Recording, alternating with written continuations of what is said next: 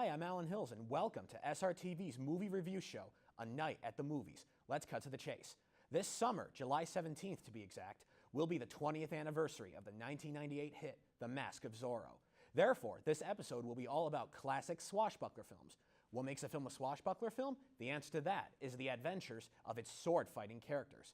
So for this episode, I chose 5 of my all-time favorites to critique, which in my opinion are some of the greatest swashbuckler films ever made. In fact, I grew up watching these great movies. So here's the rundown, starting in chronological order.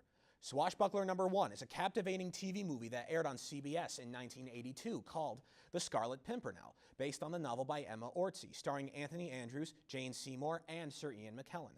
The film is about a seemingly silly British aristocrat who secretly operates as the Scarlet Pimpernel.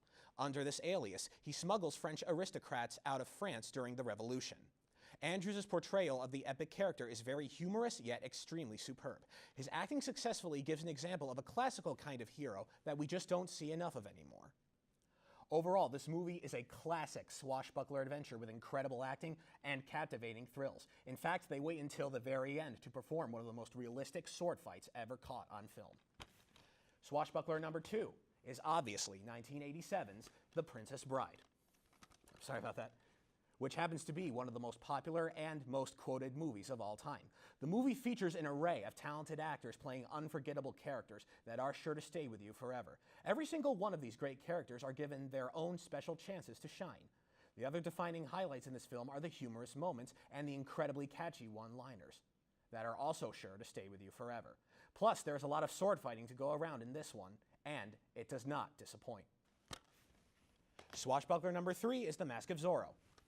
This amazing epic stars 2 incredible leads as the Zorros. The legendary Anthony Hopkins plays the original Zorro, who passes the alias onto the one and only Antonio Banderas. These phenomenal actors are the triumphant driving forces of this movie, as their characters assist each other in seeking revenge on the men who took everything away from them. The other highlights of this film include the masterful script, which is loaded with one-liners, and the captivating swordplay between the heroes and villains. Overall, the cinematic legacy of Zorro is beautifully reinvented and celebrated in this amazing classic. Swashbuckler number 4 is 2002's The Count of Monte Cristo, which is based on the classic novel by Alexander Dumas. The phenomenally talented Jim Caviezel plays the Count, who after years in prison also sets out to seek revenge on the men who betrayed him and almost ruined his life. The most notorious of them being his best friend, played by the traditionally villainous Guy Pearce. The great Richard Harris also stars in one of his final film roles as an imprisoned priest who encourages the Count to stay alive and to overcome his troubles. Of all the great swashbucklers mentioned in this episode, The Count of Monte Cristo just might be the best. The acting is amazing, the script is poetic, and the swordplay is a truly captivating spectacle. Overall, the movie shows that if a betrayed man holds on to his faith, he will be given justice. A movie couldn't have a better message than that. Last but certainly not least, Swashbuckler number 5 is 2003's Pirates of the Caribbean, The Curse of the Black Pearl, which still remains to this day as the best movie of the highly successful Disney film series. Johnny Depp steals the show in his triumphant debut as the bumbling yet heroic pirate Jack Sparrow. I'm sorry, I meant Captain Jack Sparrow. This iconic performance truly is the highlight of his entire career.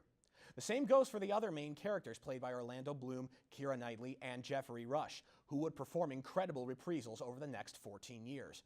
Overall, the first Pirates movie features the best acting, the most classic story, and the most epic swordplay sequences.